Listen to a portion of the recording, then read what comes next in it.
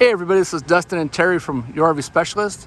And so Terry has an inside tech tip for you. Go ahead, Terry, tell us what's going on. All right, I've seen some comments where people are wondering how to get this off. You don't necessarily have to take it 100% off. As long as you get it cleaned up good enough, you could overlay it. And don't take the risk of tearing your rubber roof. So basically, take off anything that's loose, take off anything that's flaking or dried out, wipe it all down, the surface down real good with like a body solvent cleaner like we use the Acrosol, or we use another product called Cosmoline.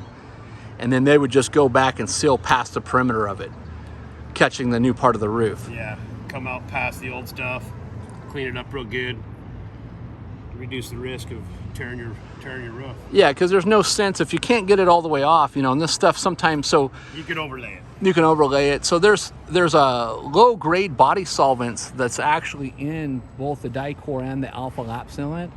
And so when you put that down and you guys see about it, what we refer to as off-gassing, or you see it like puckering and bubbling, that's a natural, normal process. That's the solvents that's in the product, letting it adhere to the roof surface.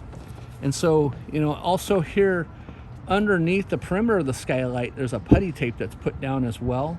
So whether it's putty tape or butyl, and I'll see if I can get to this side of it. You can see the tan or the off-colored white that's on there.